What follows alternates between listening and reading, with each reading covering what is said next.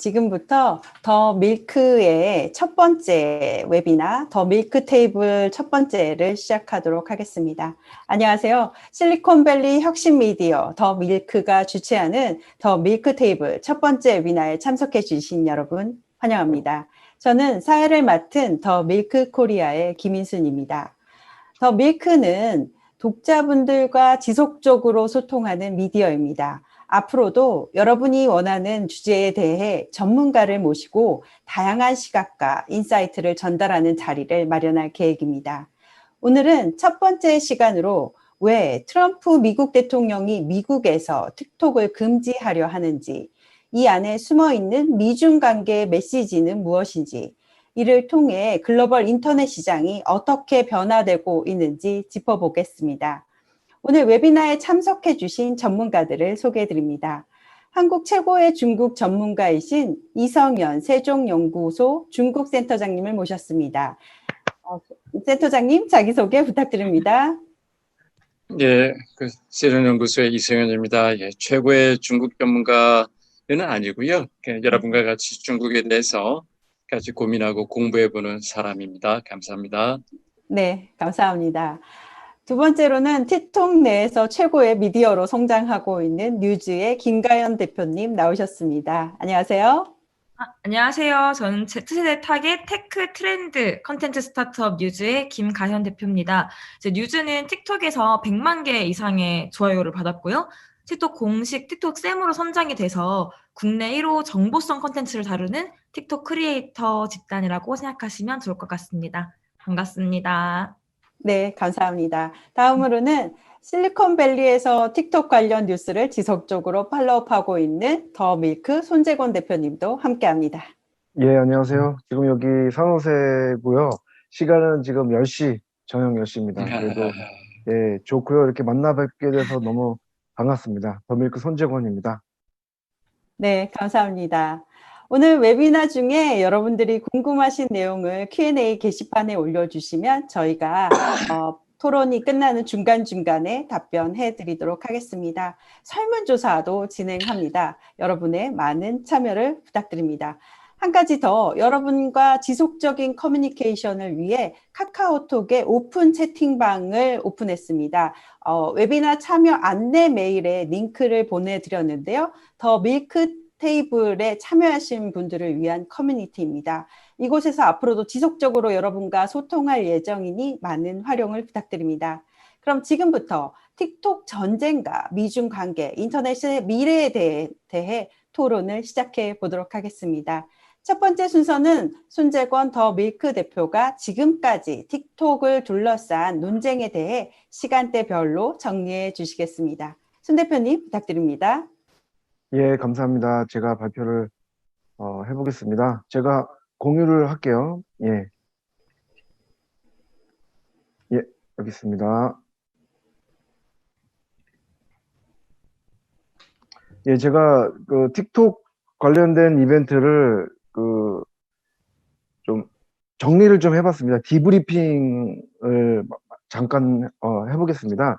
일단 틱톡이 중요한 그 팩트가 있는데, 일단은 그 모기업 다 아시겠지만 모기업이 이제 바이트댄스죠. 바이트댄스의 장이밍 이 창업한 바이트댄스인데, 틱톡을 원래 이제 바이트댄스가 지금은 세계 최고의 가치를 지닌 스타트업으로 성장을 했죠. 그리고 그 도우인이 있었고 그 이전에 그 여러 가지 앱이 있었는데 이 틱톡이 결정적인 계기를 맞이하게 된 게 2018년이었죠.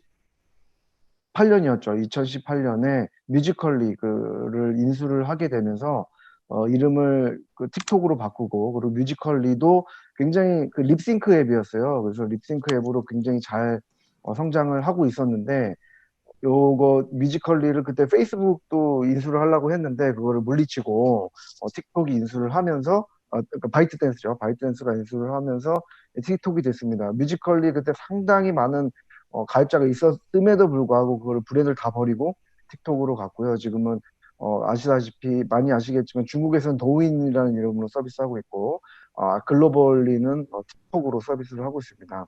중요한 거는 이 툭 20억 다운로드를 틱톡이 받았고요. 받아냈고, 그리고 지금 액티브 유저가 8억 명에 가깝습니다. 그래서 굉장히 세계 10대 SNS를 안에 드는 그런 앱이고요. 그리고 가장 많이 다운로드 받고 활동을 하는 게 인디아고요.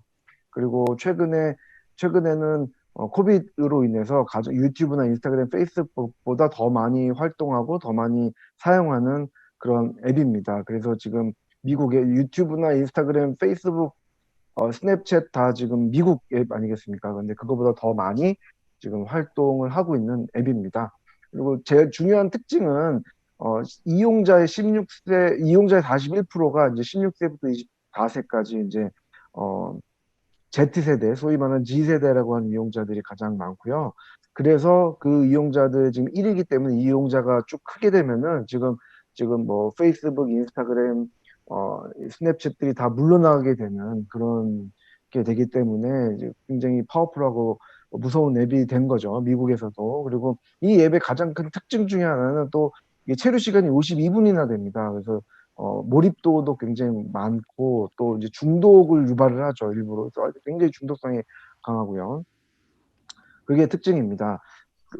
틱톡이 지금 무엇이 잘못인가? 사실 뭐 틱톡 서비스 자체는 잘못이 없죠. 근데 뭐 법을 위반한 것도 없고 또 뭐 정보보호를 위반한 것도 없고 지금 뭐 해킹 당해가지고 이용자가 된 그런 사실이 없는데 문제는 뭐냐면 지금 중국에서 2017년 6월에 통과시킨 이 뉴 인텔리전스 로에 따라서 중국 정부가 언제든지 모니터링할 수 있고 그리고 중국 내뿐만 아니라 중국 내에 있는 외국인 그룹과 또 개인도 언제든지 조사할 수 있다라는 그런 법이 통과가 돼서 이제 그 언제든지 중국 그러니까 뭐 수돗물처럼 지금은 그렇게 하지 않더라도 언제든지 원하면 감시할 수 있다라는 법에 틱톡도 자유로울 수 없기 때문에 이제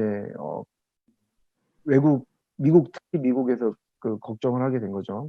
요거는 지금 월스트리트저널 기사인데요. 8월 12일 기사인데 이게 틱톡이 굉장히 지난 2주간 일면의 신문에 많이 나왔어요. 제가 찍은 건데 특히나 이제 최근에 지난 수요일이었죠. 지난 수요일이었는데 틱톡이 지금 유저 데이터들을 가져갔다, 라고 하는 그런 작년 11월까지 조사한 게 나왔는데 이렇게 될 정도로 틱톡 내부에 지금 그런 이용자 보호라든지 이런 것들 많이 미흡하지 않는가라는 문제 제기가 계속 되고 있습니다.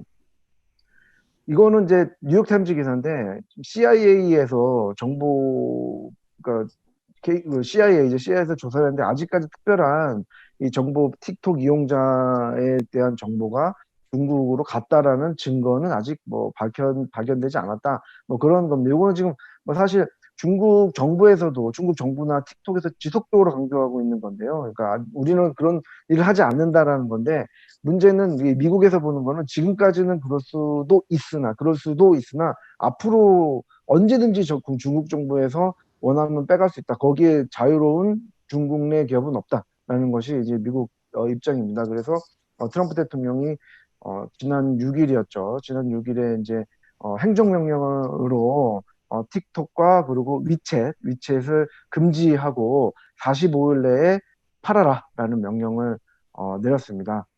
그리고 이게 지금 뭐 틱톡을 둘러싼 경쟁은 이게 보안 문제라기보다는 미국과 중국의 이제 디지털 패권 경쟁이 되겠죠. 그래서 이게 뭐 틱톡과 위챗은 하나의 그런 수단이고 결국은 지금 미국과 중국의 지난해까지 있었던 무역 전쟁을 넘어서 지금은 이제 디지털 경쟁, 지금 전쟁터가 어떤 뭐 북한이나 중국 이런 그런 그 남진아해 뭐 이런 게 아니라 지금은 이제 디지털에서 전쟁이 벌어지고 있고 지금 앞으로 미래 패권 경쟁도 디지털에서 나온다고 강하게 AI를 포함한 강하게 믿고 있기 때문에 이걸 미국에서 이제 이대로 두면 안 되겠다.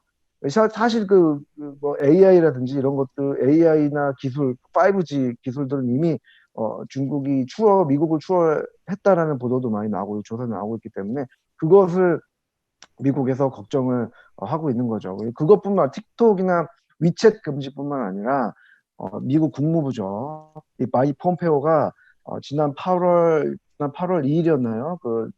얼마 안 됐는데 크린 네트워크 정책을 발표를 했습니다. 그래서 틱톡뿐만 아니라 지금 캐리어, 통신 사업자, 그 다음에 스토어, 앱 스토어 관련된 거, 그 다음에 앱, 그 다음에 클라우드, 케이블, 광 케이블, 해저 케이블까지 중국과 관련된 그런 일절 허용하지 않겠다라는 정책을 발표로 크린 네트워크 정책을 발표를 했거든요. 이거는 미국 정부 차원에서 발표를 한 거고, 이게 민주당이 이번에 이제 대선이 있는데 민주당이 당선이 혹시나 된다고 하더라도 이 기조가 크게 변하지 않을 것이라는 거, 그게 좀 중요한 것 같습니다. 지금 뭐 틱톡과 사실은 틱톡과 위챗 금지는 어떻게 보면 화웨이, 그 전에 화웨이가 있었죠.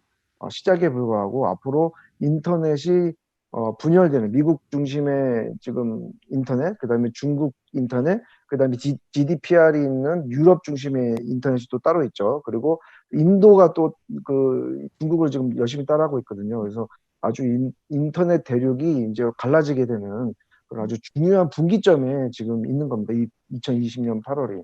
그 말씀을 꼭 드리고 싶었고요. 두 번째로는 이제 그렇다면 이제 그 틱톡을 둘러싼 팔아라고 했기 때문에 이제 인수합병 전 경쟁이 벌어지고 있는데 오늘 뉴스입니다. 오늘은 이제 오라클이 틱톡을 인수하겠다. 오라클은 뭐 딱히 그 틱톡하고 연결되는 이제 연결고리는 없는데 다만 오라클이 미국 정부, 특히 트럼프 정부랑 굉장히 네트워크가 좋다, 친하다라는 이유 때문에 지금 이슈가 많이 나오고 있고요. 오라클이 가져갈 확률, 오라클도 돈이 많기 때문에 가져갈 수도 있겠죠. 근데 이건 어쨌든 결과적으로 이제 마이크로소프트의 이게 초치는 예를 들면 이제 인수를 방해하는 행동처럼 지금 보이고 있기도 합니다. 이런 건 이제 마이크로소프트인데 8월 2일 날 이게 사실 이 회사를 인수하겠다라는 발표를 한 거는 이게 굉장히 드문 일이죠. 원래 이제 비밀리에 하지 않습니까? 근데 그 전에 보도가 나오기도 했고 트럼프가 이게 아예 금지를 해버리겠다라고 하니까 터둘러내서 지금 틱톡 인수 협상을 지금 하고 있습니다. 그래서 9월 15일까지 하겠다라고 했는데 미국과 뉴질랜드, 캐나다, 오스트레일리아라는 그 이제 그 백인 중심의 그 네트워크에 있는 걸 인수하겠다고 마이크로소프트가 발표를 했는데 최근에는 영국까지 인수를 하겠다. 그래서 아예 이제 유럽 틱톡의 본부를 유럽으로 옮길 거거든요. 아일랜드로 옮길 건데 거기까지 다 이제 완전히 그 중국을 제외한 오퍼레이션을 다 인수하는 협상을 마이크로소프트가 지금 하고 있는 것 같아요. 이것도 이제 나중에 빅뉴스가 나오겠죠. 그리고 지금 뭐 오라클 나왔지만 지금 가장 유리한 것은 아무래도 마이크로소프트 공개적으로 협상을 벌이고 있기 때문에 가격 문제가 되겠지만 그리고 트위터도 지금 인수 협상에 지금 뛰어든 걸로 지금 알려져 있습니다. 트위터랑 틱톡 합치면 제일 좀 그림은 좋죠. 근데 트위터는 돈이 없어요. 지금 트위터가 돈이 없고 트위터가 아마 지금 파이낸스를 지금 하고 있는 것 같아요. 그래서 혼자 인수는 못하고 여러 가지 이제 파이낸스 받아가지고 인수하려고 하는 결국은 이제 기왕 팔려면은 틱톡 입장에서는 몸값을 높여서 팔아야 되겠다라는 생각을 해서 계속 지금 던지고 있는 것 같습니다. 이렇게 계속 사가라고 해서 몸값을 몰려서 지금 30빌리언 정도 얘기가 나오고 있는데 예, 9월 15일까지 계속 레이스가 되고 있고 지켜봐야 될 것 같습니다. 이것과 동시에 카피캣들이 지금 나오고 있죠. 그래서 트릴러 미국에서 지금 벌어지는 일인데 트릴러라고 이제 LA 베이스의 앱인데 지금 뭐 1등 하고 있다라고 또 이제 완전 카피캣이고요. 그리고 8월 5일이었죠. 페이스북 인스타그램 릴스를 내놨는데 이거는 리뷰가 나왔는데 굉장히 혹평을 받았습니다. 이게 따라도 이렇게 따라하지 못하냐 이거 이렇게 혹평을 받았고요. 실제로 저도 써봤는데 이거 어떻게 써야 될지도 모르겠어요. 그리고 이거를 지금 나오는 얘기는 트릴러나 인스타그램 릴스를 보면서 사람들이 틱톡 따라가기 힘들다. 진짜 틱톡은 정말 제가 보더라도 뭐 음악이라든지 그다음에 AI라든지 이게 쉽게 따라갈 수 없는 앱이고 그냥 카피한다고 카피할 수 없는 심지어 페이스북도 힘들다라는 얘기가 나오고 있어서 지금 어떻게 보면은 G세대, Z세대의 앱으로서 틱톡의 가치는 지금 점점 좀 높아지고 있는 상황이고, 만약에 이게 트럼프가 아니었으면은 완전히 중국에 넘어가는 그런 일이 벌어졌겠죠. 예, 그렇겠습니다. 그래서 근데 틱톡은 몸값 올리기 위한 건데 서바이벌 플랜으로 사실 케빈 마이어라고, 이분이 원래 그 디즈니 회장 유력 후보였어요. 이분이 케빈 마이어가 원래 디즈니 플러스 론칭을 했거든요. 그래서 지금 그 회장이 물러나고 이제 케빈 마이어가 하기로 했는데 이제 넘어갔죠. 지금 예. 밥 아이거 이후에 넘어가서 밥 채팩으로 이제 넘어가게 돼서, 예, 케빈 마이어가 이제 회사를 나와서 틱톡 지금 CEO, 바이트댄스 CEO, 틱톡 CEO이자 바이트댄스 COO로 영입이 됐는데, 그래서 이분이 와가지고 첫 번째 한 게 지금 음원 서비스인 음원 서비스 유나이티드 마스터랑 협상을 해서 이제 하게 된 거고, 이제 넘어가더라도 이렇게 되겠죠. 그 다음에 두 번째로는 지금 이 지오 릴라이언스에 이제 투자를 유치를, 원래 이제 인도에서 막혔는데 지오 릴라이언스 투자를 받으면서 이제 인도에도 서비스를 할 수 있는 이런 거를 지금 준비를 하고 있습니다. 예, 여기까지고, 이게 인도에서도 막히면서 인도의 로컬 틱톡들이 지금 엄청 성장하고 있어요. 미국에서도 미국의 로컬 틱톡인 지금 그 릴스나, 그 다음에 아까 말씀드린 트릴러 같은 게 많이 나왔듯이 지금 로컬, 한국도 그런 게 좀 있는데, 어쨌든 이게 중요한 거는 예전처럼 페이스북과 같이 글로벌 앱들이 나오기는 갈수록 힘듭니다. 이게 불가능하고, 이제 완전 이제 그 파편화된 앱들이 나오게 될 것 같고, 대표적으로 이제 틱톡이 그 사례가 되고 있습니다. 네, 감사합니다. 네, 손재건 대표님이 틱톡이 왜 미중 갈등의 중심에 놓이게 됐는지 주요 이슈를 중심으로 짚어주셨습니다. 그러면 중국 전문가이신 이성현 센터장님께 질문을 드리고 싶은데요. 미국 정부가 왜 틱톡을 미국 내에서 금지했다고 중국 쪽 전문가 입장으로서 한 말씀 부탁드립니다. 소장님 음소거가 돼 있으신데요. 네. 지금 들리죠? 예. 네네. 예, 먼저 초청해 주셔서 감사를 드리고요. 그리고 제가 이런 주제에 적합한 사람인지는 잘 모르겠어요. 왜냐하면 아마 이제 요걸 들으시는 분들이 아무래도 뭐 스타트업에 관련하신다든지, 아니면 실리콘밸리에서 일하시는 분들이라든지, 아니면 심지어 뭐 주식 투자 정보를 얻으시려고 혹시 로그인하신 것은 아닌가, 그러신 분도 계실 텐데, 저는 이제 중국 연구하는 게 이제 중국어 미중 관계인데, 저희 같은 사람들은 이제 보는 것이 좀 안보 위주로 이런 문제를 좀 접근합니다. 그렇기 때문에 이제 보는 각도가 굉장히 좀 틀릴 수가 있고, 그리고 또 왜 틱톡이 요번에 그렇게 관심을 받게 됐는가, 아무래도 그런 이제 가입자 수라든지, 또 여기에 쏠리는 그런 인기, 거기서 이제 빅데이터 유출, 이런 것에 대해서도 이제 당연히 이제 정부 측에서는 이런 이제 개인 정보가 결국 빅데이터로서 70년대는 이제 석유가 우리의 주로 자산이었다면 이제는 이제 빅데이터가 자산이 된다고 그러지 않습니까? 그래서 이런 빅데이터에서 개인 프라이버시뿐만 아니라 관심을 많이 가질 것이고, 그리고 그 미국에 있는 그 타겟과 마찬가지로 이제 타겟이 한번 문제가 됐던 것이, 이런 사람들의 이제 빅데이터를 수집을 해가지고 어떤 이제 10대 여성 학생이 이제 임신을 한 것을 구입하는 품목을 통해 가지고 파악을 하고서 이제 임신과 관련된 제품의 그런 팜플렛을 보내주는 것을 이제 타겟이 하다가 나 이제 그게 큰 문제가 됐던 것이 있었지 않습니까? 그런 거 마찬가지로 어떻게 보면 틱톡도 개인의 어떤 프라이버시 데이터, 뭐 자신이 뭘 좋아하는지, 열망하는 것이 무엇인지, 자기 집은 어떻게 생겼는지, 내가 좋아하는 친구들은 누구인지, 남들에게 내가 자랑하고 싶어하는 것이 뭔지, 결국 인간의 모든 그런 욕망 덩어리를 엄청난, 사실은 이제 개인 프라이버시 정보인데 타격과 마찬가지로 이것이 어떤 이제 애드버타이즈먼트 컴퍼니하고 이렇게 개인 정보가 연결이 된다면은 이것이 굉장히 그런 이제 개인 특성에 맞는 그런 광고라는 것이 이제 달릴 수가 있겠고, 그것이 또 개인 프라이버시 침해 문제가 될 수 있고, 어떤 빅데이터 문제가 또 될 수도 있겠죠. 그리고 또 이것 말고도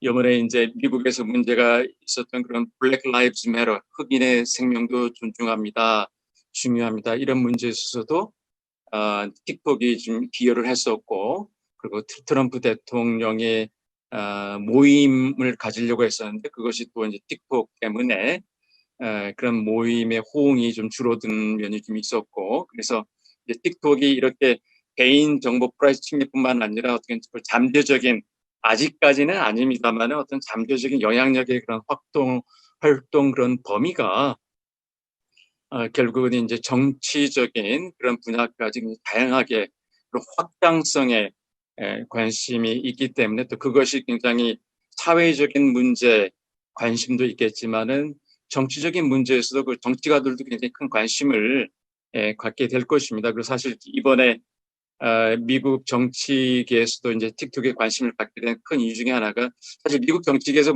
중국에서 그 관심을 많이 가졌던 것은 이제 위챗이죠. 위챗은 이제 원래부터 많이 알고 있었는데, 틱톡은 이제 나이 드신 분들은 많이 아는 것은 아니에요. 이제 10대들은 굉장히 관심이 있지만은, 근데 자기 그 정부에 일하시는 분들이 이제 아들, 딸들이 맨날 틱톡을 하는 것을 보고서 이게 뭔가 하고 들여다봤다가 이것이 그냥 대단한 것이구나라는 걸 알게 돼가지고 이제 틱톡에 관심을, 이제 미국 정부 차원에서도 관심을 갖게 됐다라는 그런 얘기 좀 들었습니다. 그래서 이제 아무래도 실리콘밸리에 계신 분들은 이제 이걸 이제 앞으로 누가 인수하게 될 것인가, 어떤 가격에 누가 경쟁하는가, 여기에 따라서 이제 주식 시가가 어떻게 올라가고 떨어지는 것에 관심을 갖게 수도 있겠지만은, 저 같은 사람들은 아무래도 이제 관심, 이런 조회수라든지 어떤 경제적인 분야에 큰 관심을 갖기보다는 어떤 안보, 이런 프라이버시,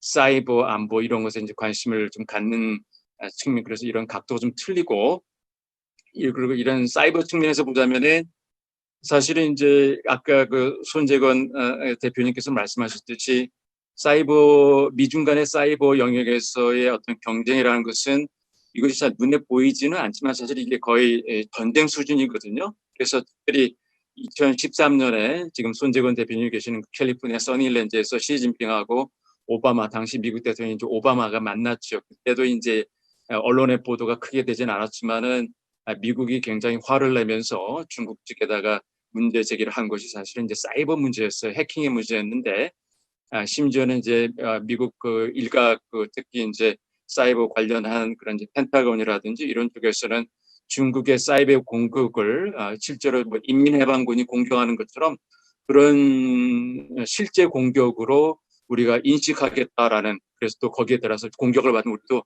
실제 공격을 하겠다, 그 사이버 작전을 한 그런 빌딩을 폭발시킬 수도 있다라는 그런 경고를 내야 된다라는 그런 강경한 목소리도 있었던 걸로 알고 있습니다.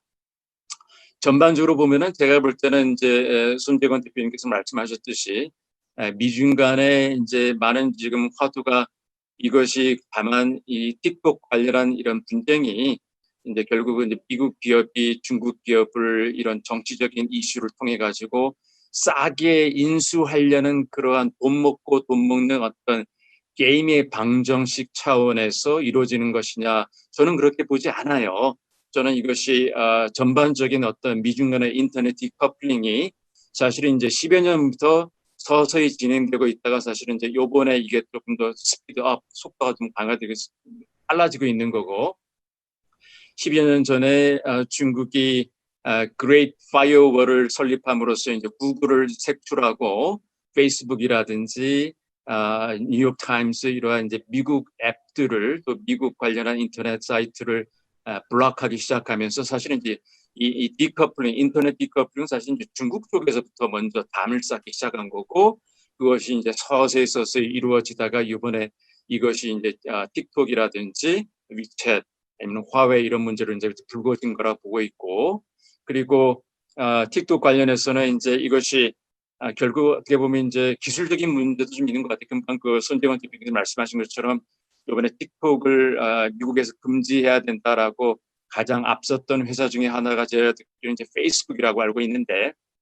왜냐하면은 페이스북이 지금 틱톡과 같은 그런 미국 친구가 얘기했던 그런 깔끔한 알고리즘을 갖고 있지 못하기 때문에 그만큼 페이스북도 틱톡에 대해서 위협감을 느끼고 있다라는 것이죠. 그렇기 때문에 이제 그만큼 이런 개인 프라이버시 문제가 있지만 그만큼 사용자가 보기에 편리하고 굉장히 깔끔한 알고리즘을 갖고, 그리고 또 사용자들이 서로 돌려보기 편하고, 그럴 때는 이것이 갖는 파급력, 특히 이제 10대들이 굉장히 10대들이 파급력을 갖고 있을 때 선거를 앞두고서 미국 정부도 좀 고민이 있을 거예요. 만약에 이걸 선거를 앞두고 이것을 만약에 미국 회사가 인수하지 않고 이걸 완전히 블락하면은 미국의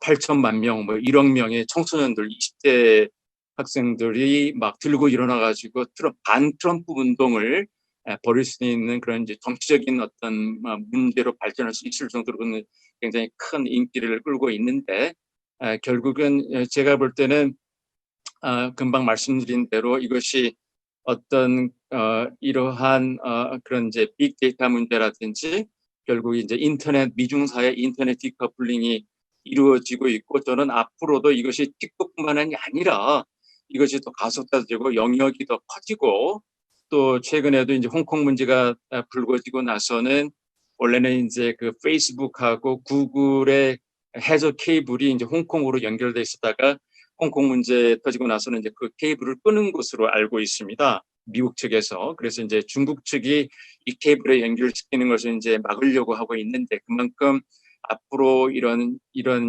단편적인 사건을 바라보는 것도 중요하겠지만 앞으로의 행보는 이것이 더욱더 미중 간의 인터넷 디커플링이 더욱더 커지고 심각해지고 광범위하게 다른 영역까지 전이될 것이다라고 보는 것이 저의 판단입니다. 일단 이렇게 마치고 나중에 다른 질문 있으면 또 거기 고민해 보도록 하겠습니다. 네, 감사합니다. 네, 우리 이성현 센터장님께서 이렇게 안보 쪽 전문가신데요. 틱톡에 대해서도 너무 많이 지금 공부하셔서 미국 정부의 고민과 빅데이터 그리고 프라이버시의 문제부터 시작해서 미중 사이의 인터넷 디커플링이 틱톡에서 시작해서 더 확대될 수 있다는 내용으로 말씀해 주셨습니다. 그럼 실제 틱톡에서 비즈니스를 하고 계신 김가연 뉴즈 대표님의 이야기도 듣겠습니다. 미국과 인도 등에서 지금 틱톡을 금지하는 명령이 나오고 있습니다. 한국은 직접적인 그 금지 명령은 없었는데요. 현재 한국에서 틱톡 사용자 수가 어느 정도 되고 또 틱톡 내에서 비즈니스를 하는 입장에서 한국에 미치는 영향이 어떤지 설명 부탁드립니다. 네, 그럼 발표 자료 먼저 보여드리면서 한국 내 이용자 보여드릴게요. 발표 자료 넘겨주시겠어요? 네. 이제 보면은 이제 올해 1월에 251만 명이었던, 이거 이제 안드로이드 기준이고요. 올해 1월에 251만 명이었다가 6월에 거의 약 300만 명까지 늘었죠. 그리고 7월에도 크게 줄어들지 않는 287명까지 증가했습니다. 이는 지금 안드로이드 기준으로 된 거고, 이제 앱스토어까지 생각을 하면은 좀 틱톡 내외부 관계자들은 한 약 500만 명 정도로 추산이 된다라고 이야기를 하더라고요. 굉장히 또 흥미로운 게 틱톡이 2018년에 틱톡 글로벌이 출시가 되는데 2019년과 2020년 이때 거의 지금 전체 유저의 반 이상이 작년에 유입이 됐어요. 그래서 그만큼 이 성장세 유입세가 굉장히 빠른 상황이다라고 할 수 있고요. 또 이용자 수의 숫자가 늘어난 거에는 처음에 작년까지만 해도 10대 위주, 15초 짧은 쇼폼 영상을 올리던 10대 위주들이 사다가 이제 올해 들어서부터는 틱톡 교실, 이런 정보성 콘텐츠들이 들어오면서 20, 30대 크리에이터들 들어오기 시작했어요. 그러면서 조금 더 파이가 넓어지는 상황입니다. 네.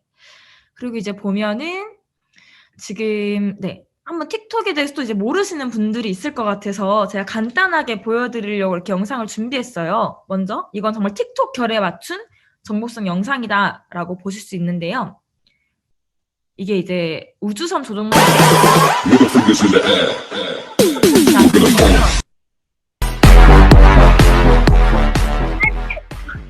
정말 거의 한 이게 쳐도 안 되는 영상인데 짧게 단어랑 언어 없이 그냥 어떤 손동작이나 이런 것만으로 하는 거 있고, 이거 같은 경우는 이제 한국 타깃이 아니라 해외 유저들까지도 볼 수 있는 그런 타깃으로 만들어진 거고요.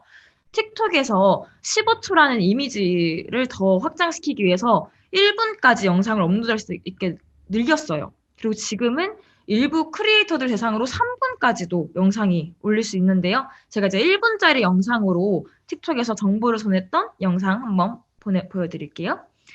이거는 140만 뷰가 나오고 거의 약 9,000개 댓글이 달렸던 영상이에요. 네, 한번 보실까요? 이렇게 사진 찍으면 안 된다는 사실 알고 있으셨나요? 내 지문이 범죄의 표적이 될 수 있다는 건데요. 이렇게 필수적으로 알아둬야 할 SNS 사진 업로드 꿀팁을 몇 개 알려드리려고 해요. 고화질로 사진을 올리면 안 된다고 해요. 한 스토커가 눈동자를 캡처를 해서 확대를 해가지고 그 사람의 집을 알아냈다고 합니다. 고화질 사진 올리기 그리고 해외여행이나 뭐 비행기 타고 갈 때 비행기 항공권 이렇게 인증샷 남기잖아요. 여기에 있는 QR코드에 내 모든 정보가 들어있다고 합니다. 그래서 QR코드 절대로 나오지 않게 올려야 하고요.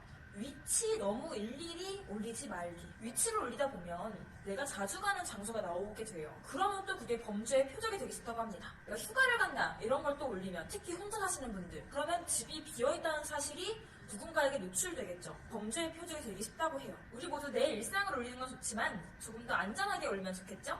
그러면 오늘의 꿀팁은 여기까지입니다. 모두들 안녕. 네. 네, 이거 같은 경우는 이제 좀 30초에서 1분 사이로 짧게 좀 컴팩트하게 정보를 전하는 컨텐츠인데요. 틱톡을 보면은 보통 유튜브를 시작하면 뭐 안녕하세요, 뭐 누구입니다라고 뭐 인사를 하고 상황을 소개하는데, 틱톡은 이게 스와이프로 넘어가는 시스템이다 보니까 첫 3초를 잡지 않으면 바로 그냥 넘어가요. 그래서 처음부터 이제 인트로를 이렇게 뭐 하면 안 되는 이유 이런 식으로 눈길을 잡을 수 있게 한다거나, 조금은 정보지만 이런 예능형으로 좀 섞여서 하는 게 조금 더 틱톡에서는 틱톡형 정보성 콘텐츠라고 말할 수 있습니다. 이 영상 같은 경우는 140만 뷰 나오면서 틱톡 주간 조회수 탑 5에 랭킹이 되고, 그 JYP 그 박진영님을 저희가 랭킹에서 이겼어요. 그래서 그걸 보고 틱톡이라고 해서 정말 15초 손댄스나 춤이나 노래만 하는 게 아니라 이렇게 정보에 대한 니즈가 있구나. 그리고 이런 시청자들도 그런 점점 이렇게 수준이 높아지고 있다는 거를 저희도 체험을 하면서 확인을 하고 있습니다. 그래서 일단 틱톡에 대해서 개괄적으로 제가 설명을 드렸고요. 이제 이번에 이제 미국과 중국 사이의 이제 이슈에서 틱톡 크리에이터들은 그럼 지금 어떤 상황이냐, 이거에 대해서 말씀을 드릴 수 있을 것 같아요. 이건 되게 좀 따끈따끈한 소식인데, 올해 되게 틱톡에서 오늘 좀 재밌는 소식이 있었어요. 뭐였냐면 8월 19일부터 틱톡의 개인정보 처리 방침이 바뀐다는 내용이었어요. 그래서 이것 때문에 틱톡 이용자들이 이게 무슨 말이냐, 내 개인정보가 유출이 되는 것이냐, 뭐냐 하면서 혼란이 되고 막 계정 삭제를 해야 되는지 이제 그런 상황이었는데, 이 내용을 저희가 살펴봤더니 이런 내용이었어요.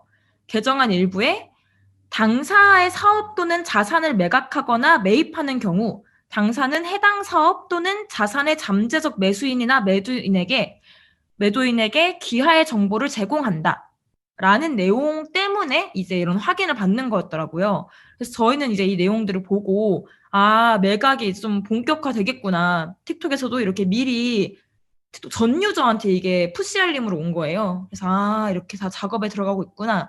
그런 흐름을 받고 틱톡 크리에이터들한테는 이런 내용을 전달을 해준 상황입니다. 그리고 이제 아까 잠깐 나왔었던 틱톡이 한국에서의 어떤 포지셔닝인지 조금 설명을 드리고 싶은데요. 아까 페이스북이 이제 또 틱톡을 위협적으로 생각한다. 이제 그럴 만한 이유가, 한국에서는 특히 페이스북을 거의 한 어른들이 하는 SNS라고 생각을 하고, 틱톡의 10대들, 20대 초반들은 대부분 틱톡으로 이용을 합니다. 그래서 중고등학생만 해도 카톡 대신에 페메로 대화를 한다고 하잖아요. 그런데 중고등학생보다 더 어린 초등학생들은 틱톡으로 대화를 하는 상황이에요. 그래서 처음엔 저희도 어떻게 동영상으로 메신저처럼 대화를 한다는 거지? 라고 생각을 했는데, 틱톡에서 이걸 빠르게 지금 개발을 해서 동영상 회신이라고, 누군가 댓글을 달면 그 댓글에 대해서 영상으로 회신을 할 수 있는 기능을 개발을 한 거예요. 그런 식으로 서로 메시지를 영상으로 전달을 하고, 짧은 음성 메시지가 영상 메시지로 된다라고 생각을 하시면 되는 구조인 거죠. 그래서 10대들 사이에서는 거의 카톡 같은 메신저로 활용이 되고 있다. 그런 상황입니다. 지금 이제 크리에이터들은 지금 이걸 어떻게 보고 있냐면, 아까 이제 센터장님께서 말씀해 주신 것처럼 이미 중국에서는 유튜브나 구글을 막으면서 이제 그레이 파이어월로 이렇게 분리를 시켜놨잖아요. 그래서 미국이 이러한 결정을 내린 거에 대해서 이게 막 크게 미국이 잘못했다기보다는 중국도 이미 분리를 해놨기 때문에 이거에 대해서 미국이 잘못했다라는 입장은 아닌 상황이에요. 그리고 오히려 틱톡의 한국 크리에이터들이 미국 팔로워들이 그렇게 엄청 많지가 않아요.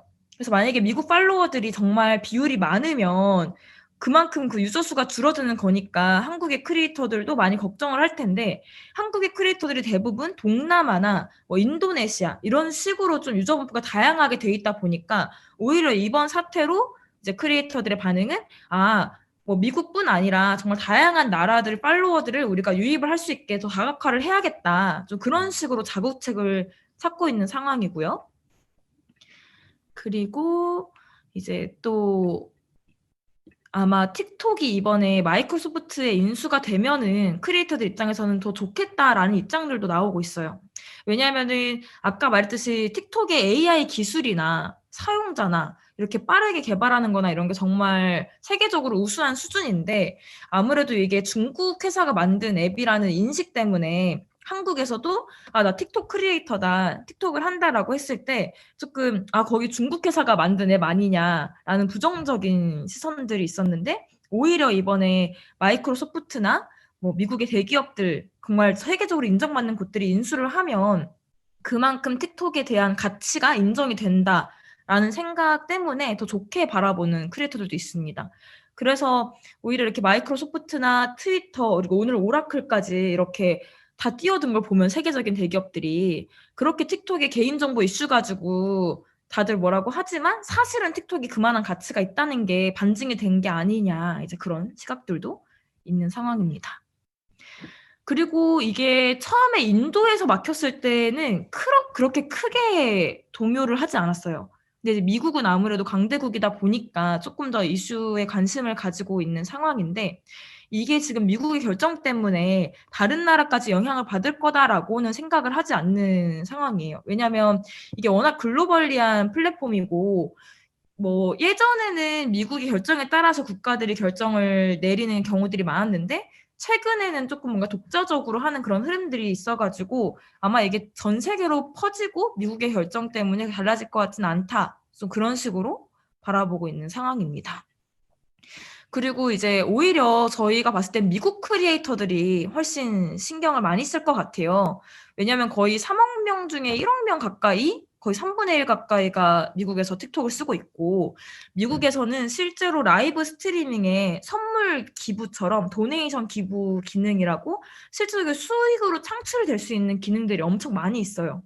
근데 한국엔 아직 그게 들어오지 않은 상황이거든요.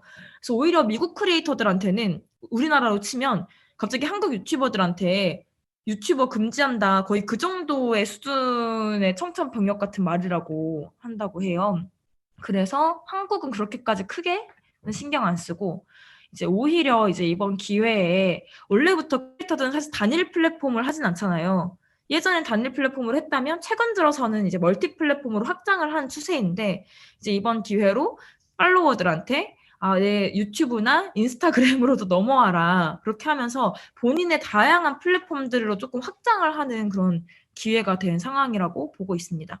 그리고 또 틱톡 크리에이터들끼리 하는 이야기로는 이제 아무래도 그러면은 마이크로소프트나 미국 기업이 틱톡을 인수할 때 아까 말했던 서양권, 이제 영국까지 해서 서양권 틱톡만 가져간다는 거냐.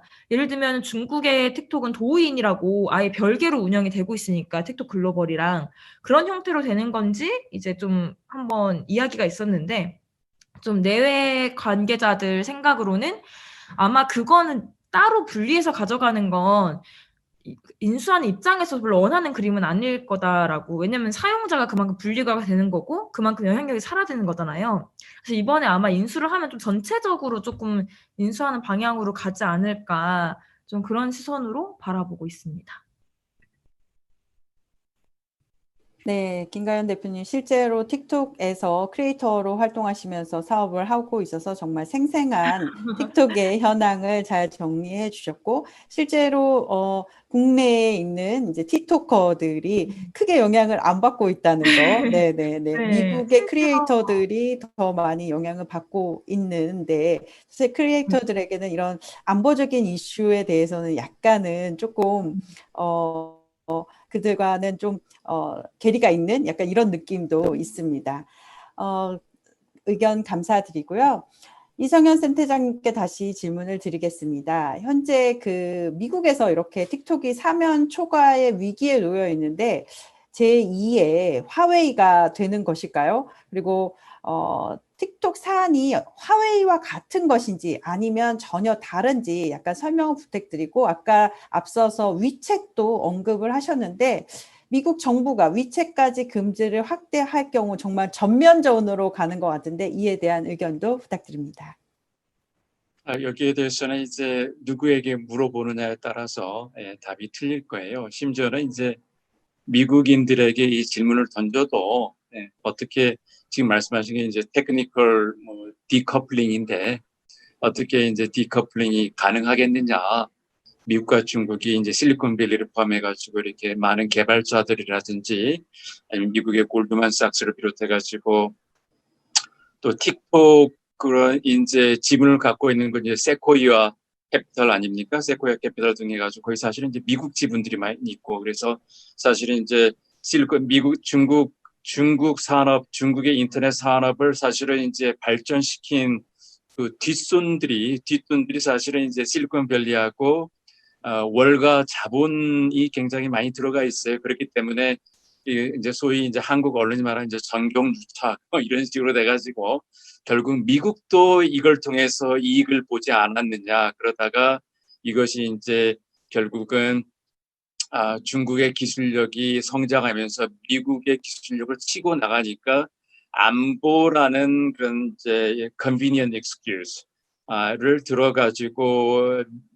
중국의 인터넷 생태계를 성장을 막고 그렇게 함으로써 미국이 계속 주도권을 이제 갖고 나가려는 것이 아니냐라는 이제 그런 생각도 충분히 대두될 수 있을 것 같아요. 또 그런 면에서 어떻게 보면 이제 이 부분이 중국 정부도 좀 반성할 부분이 좀 있을 것 같아요. 왜냐하면은 결국 아까 김가연 선생님께서 말씀하셨던 것처럼 이제 이 틱톡이 문제가 된 게 결국 중국이 만든 앱이 아니냐. 그래서 결국 이제 여기도 결국 이제 이미지, 레퓨테이션의 문제가 있거든요. 여기 결국은 이제 우리가 애플 그럴 때 쓰는 어떤 굉장히 좋은 감정, 삼성 그럴 때 갖고 있는 어떤 그런 어태치먼트, 그렇죠? 이런 이제 어피니티, 우리가 이제 거기 어떤 특정 브랜드 네임에 갖고 있는 어떤 이미지, 애플 그러면 굉장히 보안이 철저하고 심지어는 이제 FBI가 요구를 하더라도 개인 정보를 절대 유출하지 않는다. 그러니까 오히려 미국 정부 사람들도 핸드폰은 이제 애플을 꼭 사는 자기들도 개인정보 유출이 좀 걱정되니까 오히려 애플이 더 잘 팔리는 건 아니겠습니까? 그렇게 이제 브랜드에 대한 어떤 밸류가 들어가는 거고 그런 면에서 지금까지 이런 점에 대해서 굉장히 소홀히 하고 어떻게 되면 이제 이런 개인정보 침해를 당연시 여겼던 중국 정치 체제에서 이런 이제 중국 정부가 지금 21세기 4차 혁명으로 나가는 시대에 있어서 중국에서 굉장히 미국에서 유학하고 돌아온 어떤 이런 개발자들이라든지 미국에 진출해 나가 있는 젊은 개발자들이 앞으로 성장해 나가려고 하는 건데 그 사람들 뒤에 있는 어떤 정부가 갖고 있는 어떤 이미지, 네거티브 이미지 때문에 이 사람들이 어떤 선의의 피해자도 분명히 있을 것 같아요. 그래서 이런 분에서 이제 결국은 근데 제가 볼 때는 이제 불행하게도 중국의 정치 체제상 아까 그 손재건 대표께서 말씀하셨지만 이제 2017년에 국가안보법이 이제 통과되면서 결국 중국의 회사라면 특히 이제 대표가 CEO하고 체어맨이 이제 중국이라면은 결국 또 중국 사람이고 그리고 어떤 서버가 베이징에 있다 그러면은 굉장히 현실적인 문제입니다. 이것은 중국 정부가 내가 좀 보자 그럴 때 이것에서 아예 안 보여주겠습니다라고 용기 내서 이게 거부할 수 있는 이런 중국 회사 그런 컬처 그런 것은 굉장히 보기가 힘들어요. 예, 그런 현실적인 문제가 있기 때문에 그런 부분이 하나 있겠고 또 이제 제가 볼 때는 에, 사실은 이제 이 틱톡이 이번에 이제 아까 김관 선생님께서 말씀하셨듯이 이제 인도에서 처음에 문제가 터지지 않습니까? 그래서 결국엔 인도 정부도 여기에 대해서 고민을 했어요. 이것이 인도에서 페이스북보다 더 인기가 더 많고 인도 자체 앱보다 더 인기가 커지고 너무나 많은 사람들의 빅데이터가 중국으로 넘어가고 있는 거예요. 그런데 인기가 너무 좋기 때문에 이것을 인도 정부가 막으려고 하면은 이런 막아야 된다라는 그런 것은 뭐 인도 신문의 언론 칼럼니스트라든지 학자라든지 안보 전문가들이 끊임없이 제기됐지만 너무나도 인기가 많기 때문에 이걸 막았다가는 이제 사람들이 들고 유서들이 오히려 들고 일어나고 왜 우리를 막느냐, 왜 표현의 자유를 막느냐 이렇게 될 수 있었기 때문에 인도 정부도 이렇게 벙어리 신세였다가 이제 아시다시피 이제 인도하고 중국의 관계가 안 좋아지면서 이제 국경 분쟁이 터졌죠. 국경 분쟁이 터지면서 인도에서 이 안티 중국 그런 이제 반중 감정이 크게 일어났을 때 인도 정부는 기회가 있겠구나. 그래서 굉장히 그런 컨비니언트하게 틱톡뿐만 아니라 한 58개 되는 다른 모든 그런 개인 프라이버시 문제성이 있는 중국 앱을 그냥 깨끗하게 청소를 해버리고 그렇게 함으로써 이제 중국에 있는 많은 앱들이 수익을 잃게 되고 또 인도 정부는 자국의 기업을 보호할 수 있는 그런 근거를 마련하고 이렇게 된 거 측면이 있는데 결국 이러한 어떤 기업의 이익과 국가의 안보 사이의 긴장은 제가 볼 때는 이제 계속 끊임없이 앞으로도 21세기 계속 진행될 것 같아요. 진행될 것 같고 그렇기 때문에 이제 나오는 문제는 앞으로는 어떤 특정 국가의 앱이라고 해서 막을 것이 아니라 우리가 어떤 공통의 안보 기준, 프라이버시 안보 기준 스탠다드를 만들어 가지고 이것이 중국 앱이든 한국 앱이든 미국 앱이든 일본 앱이든 상관없이 개인 프라이버시에 관련한 어떤 공통적인 빅데이터 수집 어떤 권한에 있어서 공통적인 크라이테리아 스탠다드를 정하고 이것에 통과하지 못하는 앱이라면은 중국이든 미국이든 상관없이 다 안 되게끔 이렇게 이제 공통의 유엔처럼 이제 정치에 있어서 유엔을 만들듯이 인터넷에 있어서도 어떤 공통의 유엔 규율을 만들어야 되지 않겠는가라는 이제 그런 목소리가 학계에서 등장하고 있지만은 제가 볼 때는 중국이나 미국이나 어떤 강대국들 특히 이제 패권을 겨루고 있는 강대국들 입장에서는 우리 한국은 할 것 같아요. 그래서 한국은 오히려 이렇게 공통의 규율이 있으면 중견국이기 때문에 할 것 같은데 제가 볼 때는 중국이나 미국은 중국은 당연히 안 하려고 하겠죠. 그래서 지금까지 막았던 걸 못 막으니까 미국은 이런 정보를 독점하고 싶은데 독점하지 못하고 있으니까 때문에 오히려 강대국들이 이런 인터넷 21세기 인터넷을 주도하고 있는 강대국들이 꺼려할 수 있는 문제겠구나 이런 현실적인 고민이 있을 것 같아요. 네, 감사합니다. 공통의 안보 기준이라는 화두도 던져 주셨는데요. 이렇게 국적에 상관없이 인터넷 유엔 규율까지 해야 된다는 새로운 아이디어도 주셔서 고맙습니다. 손재권 대표님께 질문을 드리겠는데요. 그러면 지금 미국 언론에서 보는 틱톡 문제의 핵심은 무엇인지요?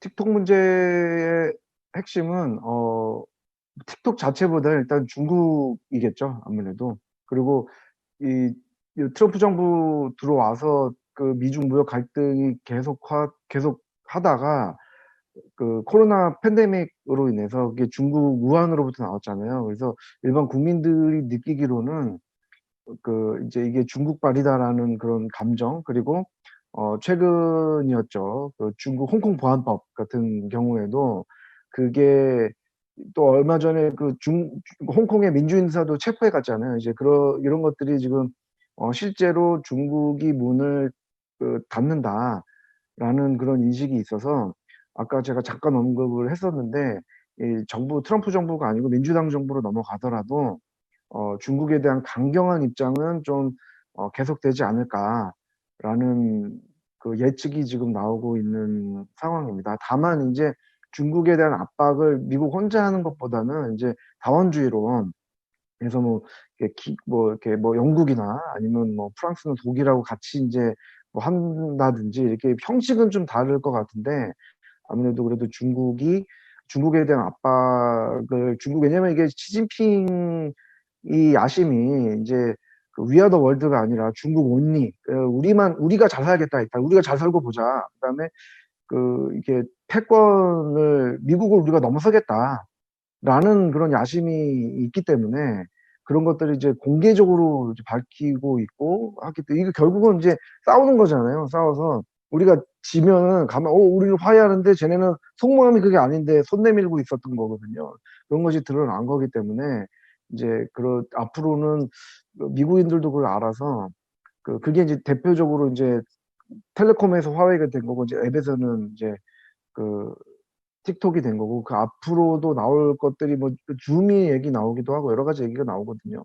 그래서 이런 것들은 계속 되지 않을까라는 생각이 있습니다. 그리고 두 번째로는 미국이 결국은 이제 어떻게 보면은 그런 얘기를 좀 많이 해요. 뭐냐면 미국이 그러니까 국가 이렇게 감시하는 거는 원래 미국이 하던 것들이거든요. 그래서 에드워드 스노든이 폭로했잖아요. 그게 이제 국민들하고 이제 국가 감시하고 중국 감시 열심히 했었거든요, 미국이. 근데 그 중국이 열심히 배워가지고 또 자기네들이 하다가 중국이 이제 그레이트 파이어를 만들어가지고 막았잖아요. 이거 괜찮거든. 이거 국가 막 성장시키고 앱 성장시키고 결국은 뭐 지금 BAT라고 하는 것들, 바이두 뭐 텐센트 다 지금 뭐 미국에 나온 것들 뭐 중국에서 많이 했잖아요. 그러니까 많이 키웠잖아요. 결국은 미국을 이겨 나가는 것들이 이게 파이어월이 굉장히 효과적으로 효과를 봤다라고 요거 봐라 이러면서 이제 미국에서도 처음에는 그랬던 거죠. 미국 언론도 그렇고 국민들도 야 어떻게 국가가 나서가지고 사업을 막냐 이거. 야 이거는 자유경제 미국의 그런 자유경제 시장경제랑 국가에서 이렇게 반하는 거잖아요. 미국에서 하는 것들. 근데 처음에는 그런 감정을 가지다가 이제 그래 근데 중국이 10년 전에 저거 했던 거잖아. 그러니까 이제 결국은 쌤쌤이네 뭐 이렇게 돌아가는 이제 그런 느낌을 좀 받는 것 같아요. 가은 대표님도 말씀해 주셨지만 이걸 또 열심히 카피하는 또 인도가 있거든요. 그래서 인도가 요거 봐라 이러면서 이제 야 우리도 딱 중국 따라해가지고 딱 받아치고 우리 산업 일으키고 하는 그런 것들이 되는 거죠. 근데 유럽은 좀 다르죠. 하지만 유럽은 GDPR이 있기 때문에 또 다른 인터넷이 이렇게 있는 거죠. 그래서 뭐 그런 그런 분위기가 지금 형성이 되고 있는 것 같아요. 그래서 지금은 뭐 M&A 이런 건들도 중요한데 뭐 전반적으로 아까 이제 이성현 소장님이 말씀해 주셨듯이 이게 미국인들도 그렇고 이게 결국은 사업이 아니라 패권 경쟁이다 앞으로. 그래서 이 1, 2시험 전에 핵전쟁하고 핵무기 막 싸우고 막 이랬잖아요. 그리고 이 지정학적인 건데 지금은 이제 그 지정학적인 갈등이 이게 지금 디지털로 옮겨와서 가는 것들 우리가 보고 있는 거죠. 그런 것들이 이게 이제 그래서 이제 틱톡 그런 얘기를 합니다. 이 틱톡이 정말 이 틱톡과 같은 스토리는 없다. 왜냐면 이거는 백악관이 나오는 거거든요. 미 대통령이 나오는 거고 미 국무장관이 등장을 하고요. 그다음에 산업이 등장을 하고요. M&A 건이 나와가지고 월스트리트이 등장을 하고요. 테크놀로지 얘기를 나오면서 실리콘밸리가 등장을 하고 또 뭐 호주도 나오고요. 또 영국도 나오고 뭐 국내에서는 지정학적인 이슈가 나오고 또 LA에서는 인플루언서들이 또 스토리가 등장하거든요. 세상에 틱톡과 같은 스토리는 그동안에 없었다라는 게 지금 종합 스토리죠. 그냥 이런 스토리는 없었다라는 게 지금 또 전문가들이 하는 얘기입니다. 네, 손 대표님의 얘기를 제가 이성현 센터장님 말씀하시죠. 네. 예, 굉장히 동의하는 부분이고 또 손재근 대표께서 굉장히 잘 정리를 잘 해주셨는데 어떻게 보면 이제 안보적인 면이 되겠으면 또 이제 투자가분들이 많아질 것 같은데 그런 분들에게 이제 어떻게 보면 그 관심 중에 하나가 이제 미중 간의 갈등이 얼마만큼 오래 갈 것인가, 그죠? 이거 이제 어떤 저는 투자 어떤 어드바이스를 주는 건 절대 아니고요, 절대 아니고, 다만 이제 안보를 이렇게 보다 보면은 미중 간의 안보를 보다 보면 거기가 어떤 투자가 좀 힌트가 되는 면이 좀 있어요. 네, 그런 것이 이제 뭐 여러분들이 참고할 사항이 될 수도 있을 것 같은데, 결국 이제 혹자 간에는 만약에 트럼프가 뭐 재당선이 되면은 뭐 이거 끝날 것이다. 미국이 다 돈 벌려고 하는 거고, 다 인기를 끌려고 한 것이다. 뭐 대선용이다. 뭐 이런 말이 있지만 금방 손재건 대표께서 말씀하신 것처럼 제가 볼 땐 그건 아닌 것 같아요. 네, 그건 아닌 것 같고, 또 민주당이 되더라도 이거 중국을 다루는 그런 민주당의 어떤 그 사람들이 틀리기 때문에 그 사람이 틀리니까 아마 중국을 다루는 스타일은 틀리겠죠. 하지만은 전반적인 어떤 중국의 부상을 가만둬서는 안 되겠다라는 그런 전반적인 방향은 똑같을 것 같아요. 오히려 금방 말씀하신 것처럼 이제 트럼프는 중국을 혼자 때리지만은 민주당은 내가 혼자 때리는 게 아니라 동맹들하고 같이 훨씬 더 스마트하게 중국을 같이 때리자라는, 그것도 이제 중국이랑 대화를 하면서 때리자. 때리면서 중국한테 야, 얼마나 아파, 많이 아프니, 여기가 아프니, 저기가 아프니 이렇게 물어가 보면서 중국을 이렇게 때려주는 영민한 외교를 펼칠 수도 있다라고 하지만, 그것은 이제 지금 생각하는 얘기지 막상 이제 뚜껑을 열어봐야 되겠죠. 왜냐하면 또 왜냐하면 바이든이 이제 시진핑하고 이제 부통령 차원에서 둘 다 이제 부통령에서 10여 년 전에 카운터 파티여가지고 좀 개인적인 친분이 있어요. 바이든이 그런 면이 있고, 또 바이든이 좀 이렇게 뭐 언론에 나오는 대로 좀 치매 증상도 있기 때문에, 만약에 바이든이 이제 막상 대통령이 되고 나서 바이든 밑에 있는 어떤 중국 정책에 대해서 어드바이스 하는 사람이 주도권을 가질 것인가에 따라서 조금 더 개연성이 있지만, 적어도 현재까지는 대선이 끝나더라도, 심지어는 민주당이 되더라도 이런 미중 간의 갈등은 지속될 것이다라고 보는 것이 모범 답안일 것 같고, 또 한 가지 우리가 한국 분들이 조금 유념해야 될 것은, 아무래도 이제 한국의 정치가 여야로 너무 갈리고 좌우로 갈리면서 이제 대북한 정책이 180도로 또 대미국 정책이 180도로 바뀌는 걸 너무나도 수십 년간 봐왔기 때문에, 미국도 뭐 민주당하고 공화당이 되면 전혀 틀릴 것이다 그러는데, 외교 문제에 대해서는 그건 아니죠, 그죠? 민주당과 공화당 전반적으로 외교 문제에 대해서는 이제 같이 하는 거고, 특히 이제 중국 관련해 가지고는 사실 이제 좀 전에 냉전 얘기를 하셨지만은, 미국에서 냉전을 시작한 정부가 트루먼 정부인데, 트루먼이 바로 민주당 정부입니다. 그래서 이제 이 민주당 정부를 얕잡아 보시면 안 되겠고, 또 이 피보트 에이샤, 중국 견제 정책을 10여 년 전에 이제 미국 정부가 시작했잖아요. 그게 사실은 이제 오바마 정부가 10여 년 전에 2011년에 시작했잖아요. 근데 그것도 이제 오바마 정부도 민주당 정부예요. 중국을 견제하기 위해서 해군과 공군력의 60%를 아태 지역에 배치하겠다. 그래서 아태 지역이 나중에 인도태평양 지역으로 전략적인 개념이 바뀌었는데, 그만큼 우리가 이 민주당 정부가 되면은 이제 대중국 정책이 바뀔 것이다라고 이렇게 판단하는 것은 제가 볼 때는 좀 아닌 것 같고, 그리고 또 이제 거기에 이제 비즈니스 하시는 분들에게 어떤 이제 그런 이제 도움이 되는 말이 될 수도 있고 아닐 수도 있겠는데, 앞으로 미중 간의 갈등이 고조되면서 틱톡뿐만이 아니라 이런 이제 비즈니스에 관여하시는 분들이 어떤 보안이라든지 안보에 대한 어떤 백그라운드 검증, 그래서 특히 미국과 중국 양쪽 모두에 하고 비즈니스 하시는 분들, 특히 이제 출장을 가시는데 한국 분인데, 이제 기업은 미국 기업 쪽에서 일을 하시면서 출장을 상하이라든지 이제 베이징, 뭐 선전 이런 쪽으로 다니시는 분들은 이제 앞으로 미중 관계가 갈등이 심화되면서 이분들에 대한 어떤 미국 정부 차원에서 어떤 그런 보안 검증 이런 것이 분명히 강화될 것입니다. 그래서 제가 알고 있는 이제 어떤 한국 교포분이신데, 이분은 비즈니스 하시는 계통이 약간 그런 이제 군사 보안, 군사 관련 사업과 좀 연관이 되는 부분이에요. 그래서 그분이 지키는 하나의 원칙이 있는데, 특히 최근에 이제 미중 관계가 안 좋아진 후로는 절대 중국 사업을 포기하더라도 절대 중국 출장을 안 다니신다는 거죠.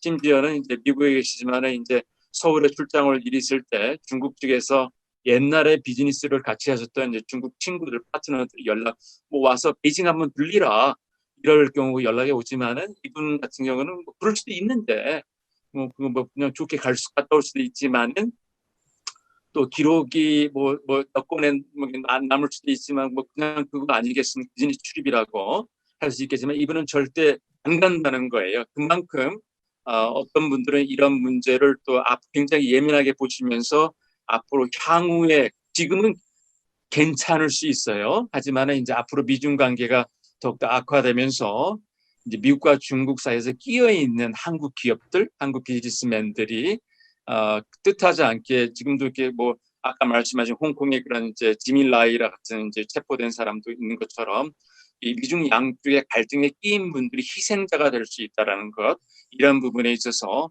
우리가 조금 마음속으로 조금 조심할 부분이 있겠다라는 생각이 듭니다. 네, 우리 이 센터장님께서 제가 나중에 그 여쭤볼 질문에 대해서 다 답을 해주셨는데요. 이런 미국의 정치권이 바뀌더라도 이런 영향이 계속 간다는 거, 저희가 잘 모르고 있었던 기존의 민주당 정부가 중국과 해왔던 그런 제재나 아니면 갈등 같은 것까지 정리를 잘 해주셨습니다. 고맙습니다. 지금 이제 인플루언서 쪽 얘기를 조금만 더 여쭤보고 싶은데요. 벌써 1시간이 지났는데요. 정말 여러분들, 지금 듣고 계신 여러분들이 질문도 주고 계신데 이 질문과 함께 남은 질문 드리도록 하겠습니다. 지금 혹시 인플루언서 중에서 틱톡을 떠나는 움직임이 아까 이제 크게는 없다고 하셨는데 있는지 궁금하고요. 혹시 미국 내 틱톡 인플루언서들이 움직임이 있는지도 궁금하고, 저희 지금 그 시청자분 중에 주신 질문이 같이 연동이 되는데요. 그럼 콘텐츠 크리에이터 입장에서 틱톡과 유튜브 중에서 현재 어느 쪽이 더 중요한 플랫폼인지 이것도 함께 답변을 부탁드립니다. 네, 일단 먼저 크리에이터들이 떠나는 분위기이냐에 대해서는 이제 아니라고 말씀을 할 수가 있고요. 오히려 이제 크리에이터들은 떠나지 않고 아까 말했었던 이제 틱톡에 대한 개인 정보 보호 이슈가 좀 터지고 있잖아요. 그것 때문에 이제 크리에이터가 아닌 크리에이터들을 보는 유저들이 좀 개인적으로 탈퇴하는 분위기가 있고, 크리에이터들은 지금 전혀 아직까지는 움직임이 없습니다. 그리고 콘텐츠 크리에이터 입장에서 틱톡과 유튜브 중 어느 쪽이 더 중요한 플랫폼인가요? 그리고 그 이유는 무엇인가요? 라고 했는데 이게 어떤 크리에이터냐에 따라서 굉장히 다를 것 같아요. 이게 만약에 저희 뉴즈처럼 뭔가 B2G나 이런 식으로 정보성이랑 이렇게 하려는 크리에이터들은 틱톡이랑 유튜브 둘 다 굉장히 중요한 상황이고, 왜냐하면 우리나라 정부기관에서는 그런 영상으로 그 기관 행사들의 그런 거를 점수를 매길 때 다 유튜브가 기준이기 때문에 틱톡은 이제 막 협업을 시작하는 단계고요. 근데 대신에 그 외에 먹방이나 뷰티나 이런 예능형 크리에이터들은 틱톡이 저는 훨씬 기회라고 봐요. 왜냐하면 유튜브는 사실 이미 레드오션이고 틱톡은 아직까지도 블루오션이라고 할 수가 있고, 틱톡에 추천 알고리즘이 있어서 구독자가 처음에 없더라도 몇만 뷰스 이렇게 나올 수가 있어요. 그 추천에 뜨면은. 그러면 되게 더 훨씬 노출이 쉽겠죠? 왜냐면 유튜브에서는 아직 그런 노출 단계가 쉽지가 않잖아요. 그래서 예를 들면 틱톡에서는 이게 글로벌 단위다 보니까 300만, 400만 이런 예능형 콘텐츠로 그만큼의 유저를 모으기가 유튜브보다는 훨씬 진입 장벽이 낮다는 것. 그래서 이런 경우에 틱토커들은 틱톡에서 몇백만 크리에이터다라는 레버리지를 통해서 또 다른 플랫폼으로 진출을 하고 또 다른 사업을 하는 거죠. 근데 이게 내가 만약에 유튜브에서 지금 시작을 하면은 당장 내가 몇만까지 가기도 쉽지가 않은 상황이니까 틱톡을 레버리지 삼아서 더 확장시키기가 좋다. 그래서 저는 만약 시작을 한다면 저는 틱톡이 굉장히 좋을 것 같고, 또 틱톡이 올해 상반기에 인앱 수익이 유튜브에 넘은 적이 있었어요. 근데 그 이유가 아까 말했던 도네이션 기능부터 해가지고 틱톡에서는 컨텐츠에 직접적으로 그 커머스 사이트로 유입이 된 버튼도 도입이 되거든요. 근데 이게 다 지금 한국에는 도입이 안 된 기능이에요. 이게 중국이랑 미국 이쪽엔 다 도입이 돼서 거기서 정말 틱톡 크리에이터들이 어마어마한 부를 창출을 하고 있는데, 아직까지 국내 틱톡에는 그런 기능들이 들어오지 않아서 이게 만약 글로벌 틱톡을 내가 사용을 한다라고 하면은 틱톡으로 아마 돈을 수익 얻기가 조금 더 수월할 거고 국내에서는 아직 그런 기능들이 도입되지 않았다는 것. 근데 좀 빠르게 키우고 싶다 하면 저는 틱톡을 추천드릴 것 같아요. 네. 그리고 질문 중에 틱톡 비즈니스 하는 분들이 좀 이런 지금 MS 인수랑 이런 것 때문에 혹시 뭐 위축되는 게 있냐라는 질문이 있으셨는데 저희도 이제 다른 기관이나 기업들이랑 같이 협업을 하는 게 있으니까 그런 다들 뭐 MS가 인수를 하느냐 마느냐에 따라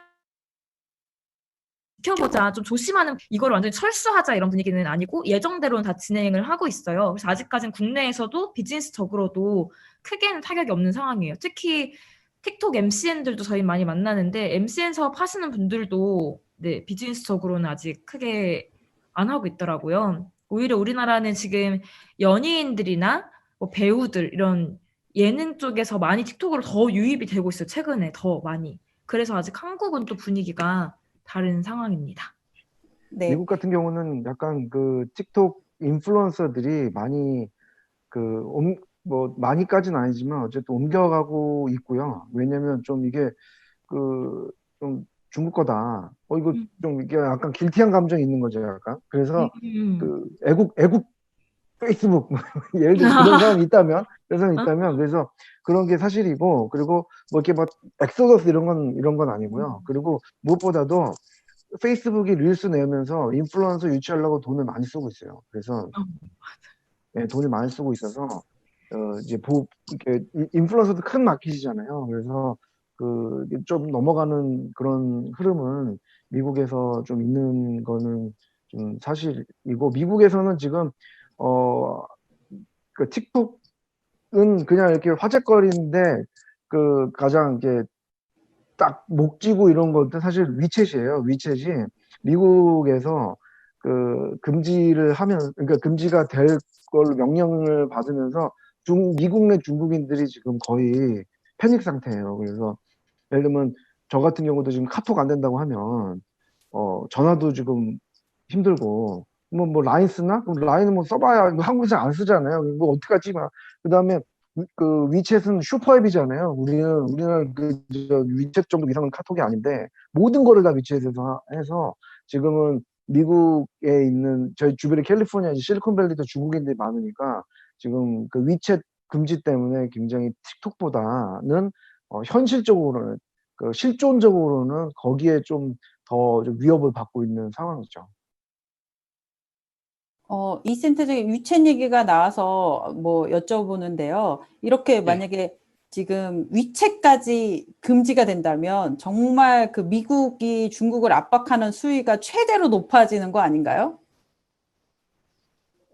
제가 볼 때는 이제 아까 말씀드린 대로 우리가 이제 처음에는 화웨이 정도 때릴 줄 알았더니 이것이 위챗, 그다음에 이제 틱톡, 그리고 이제 앞으로 이제 알리바바까지 된다라는 얘기가 나오고 있잖아요. 알리바바 같은 경우는 이제 이커머스뿐만 아니라 알리바바가 최근에 노력하고 있는 게 결국은 이제 클라우드 컴퓨팅, 클라우드 그 자료 보관이잖아요.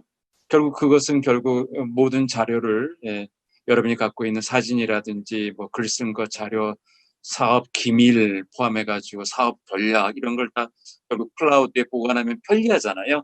그런 편리성 때문에 또 근데 그것이 나의 경쟁자들에게는 굉장히 도움이 되는 상대방의 전략을 미리 간파할 수 있는 그것이 꼭 안보하고 관련이 없을지라도 결국은 나의 경쟁자들에게 도움이 되는 것이기 때문에 결국은 이제 클라우드를 클라우드가 5G를 연동시키기도 하는 그런 면도 있지만은 결국 이런 점이 다 결국 프라이버시든 뭐든 간에 그 인터넷과 관련된 것은 이것이 말씀드렸던 것처럼 빅데이터하고 연결돼 있기 때문에 말씀드린 대로 70년대는 이제 석유가 쌀이었다라면 이제 21세기에는 이제 빅데이터가 이제 석유의 기능을 하고 있는 거고 이것이 농담이 아니라 진짜가 되고 있는 것 같아요. 그래서 우리가 지금은 이전에 상상하지 못했던 이전에 이제 뭐 애플 컴퓨터가 처음 나올 때 누구였죠? 그 유명했던 투자가가 각 사람들이 각 집마다 개인이 컴퓨터를 갖고 있을 세대는 없을 거니까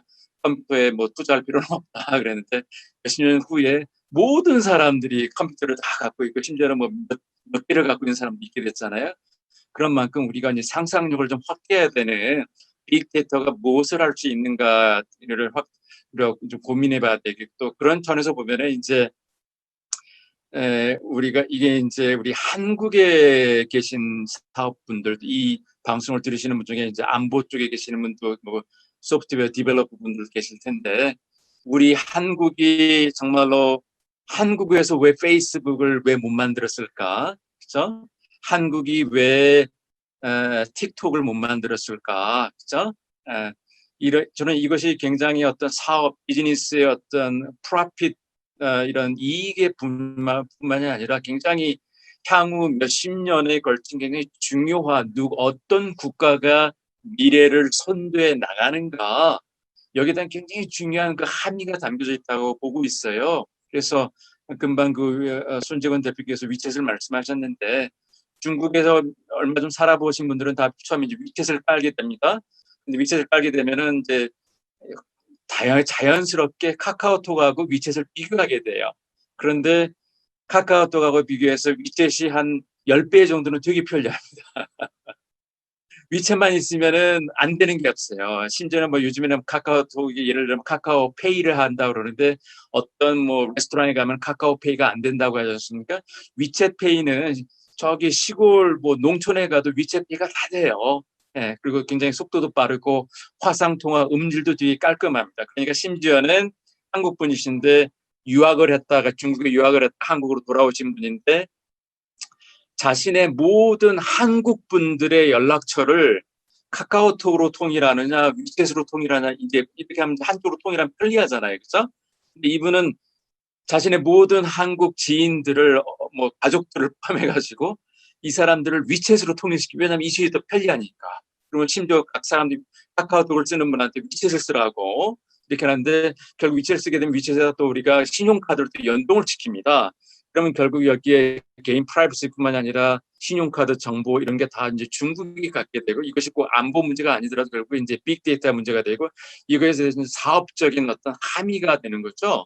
그리고 제가 생각해 보니까 제가 이제 페이스북을 쓴 지가 벌써 11년이 되고 지메일을 쓴 지가 그때 구글에 다니던 친구가 있어가지고 지메일 초창기에 지메일을 줘가지고 지메일을 쓴 지도 한 10년이 넘었는데 결국 이제 소프트웨어를 쓰게 되면 거기에 그루밍이라 그래가지고 계속 쓰게 되거든요. 그럼 결국은 한번 여기에 어떤 습관이 되게 되면은 아까 그 김가연 대표께서 말씀하신 것처럼 여기 애착을 가지게 되고 이걸 이제 떠날 수가 없게 되는 거죠. 떠나서 그러니까 10년을 넘어도 계속 이걸 쓰고 이 플랫폼을 통해 가지고 사람들과 교류하고 그리고 거기에 나에 대한 모든 신상 인포메이션, 나의 선호도가 들어가게 되고 이것이 계속 이제 평생을 따라가는 것이기 때문에 제가 볼 때는 이것이 꼭 기업분들만 아니라 이제 어떻게 보면 한국 정부도 이런 쪽에 좀 투자라든지 조금 적극적인 협력, 투자 또는 이제 도움을 좀 더 좋은 이런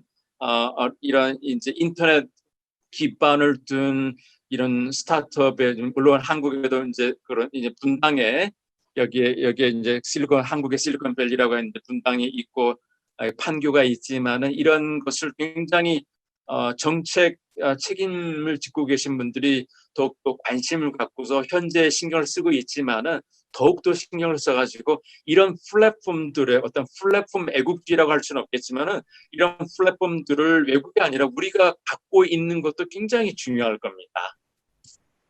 네. 그 정부의 제언까지 해주셨습니다. 감사합니다. 지금 웨비나가 1시간을 넘어서 진행되고 있는데요. 웨비나에 참여해 주신 분들이 질문 주신 내용 중에서 몇 가지 뽑아서 질문을 드리도록 하겠습니다. 직접 참여해 주신 지금 이제 보고 계시는데 첫 번째 질문 드리도록 하겠습니다. 사우스 차이나 모닝포스트에 따르면 낮은 협상 가격으로 인해 마이크로소프트가 틱톡을 인수할 확률은 20%라고 하는데 M&A 가능성에 대해서 어떻게 생각하시는지요? 사실 이건 참 알기 어려운 문제인데요. 어느 분, 손재건 대표님 답변해 주실까요? 제가 네. 계속 이 뉴스 추적하고 있으니까요. 네.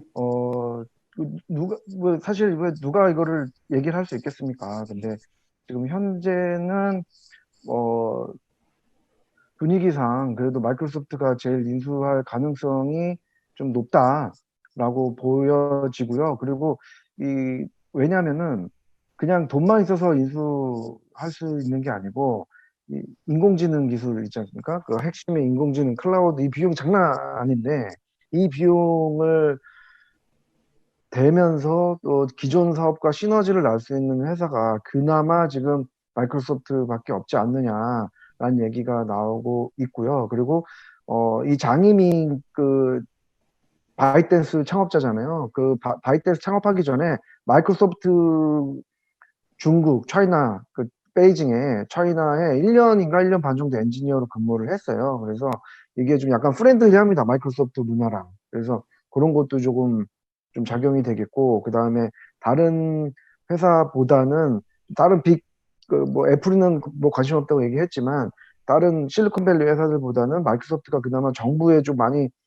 지금 정부의 관계가 좋거든요. 관계라기보다는 뭐랄까 규제 이슈. 그래서 빅4 청문회도 안 나갔잖아요. 그 마이크로소프트가. 그래서 여러모로 브래드 스미스 그 CEO 저 사장인데 법률 담당 사장인데 마이크로소프트가 그동안 그 예전에 이제 익스플로러 이제 끼어팔기 하면서 그거 한 10년 잃어버린 10년이라고 본인들이 생각하면서 앞으로는 그 정부랑 그러니까 이런 관계를 좀 잘하고 있어요. 커뮤니케이션 굉장히 잘하거든요.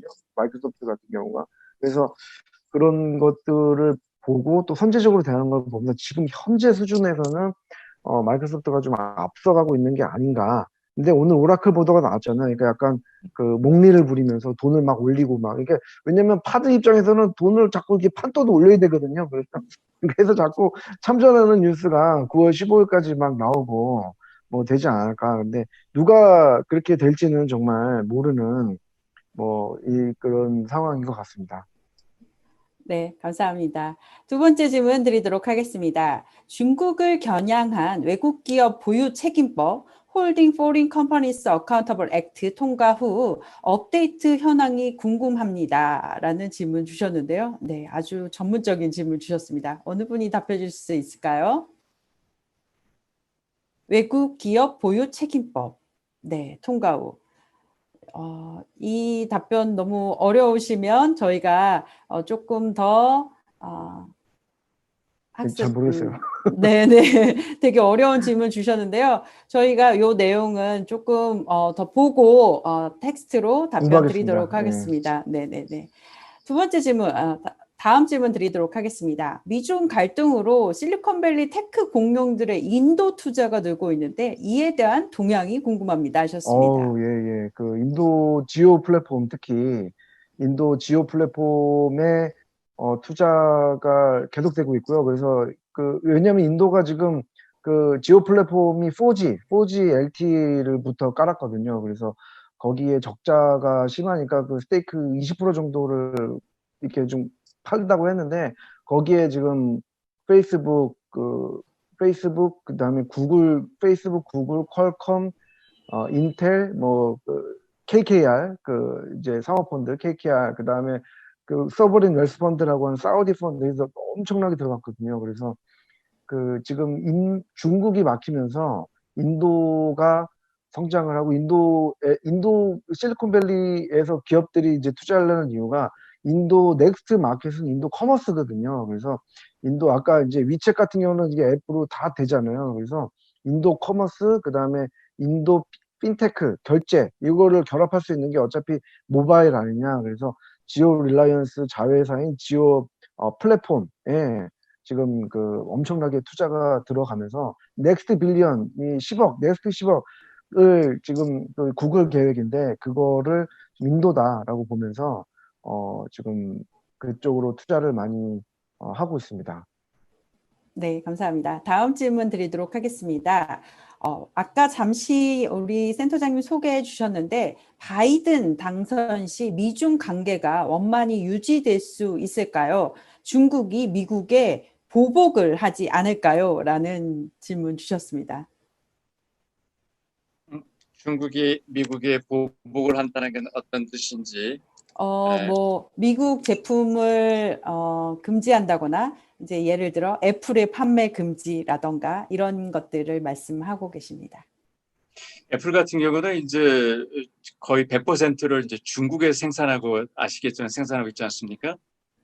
중국 정부 측에서 특히 이제 중국 인민해방군 군부 것들이 좀 강성인데 그 쪽에서는 이제 뭐 따끔한 본때를 좀 보여줘야 되나 그래서 이제 애플 한번 뭐 혼 좀 나봐라 그래서 이제 애플을 막을 수가 있는데 문제는 지금 이제 코로나 때문에 이제 중국에도 이제 실업률 문제가 좀 나오고 있잖아요, 그렇죠? 물론 이제 경제가 중국이 코로나에 이제 처음 퍼졌고 또 처음 일찍 극복이 되면 이제 영어로 이제 first in, first out 이렇게 이제 표현하기도 하는데 그래도 이제 중국도 상당한 이제 코로나를 겪으면서 실업 문제가 터졌는데 중국에서는 이제 애플 관련해 가지고 애플이 직접 고용 혹은 애플하고 관련된 그런 자매 회사들과 관련해서 전체 중국에서 고용되는 사람들 숫자가 약 200만 명이라고 알고 있어요.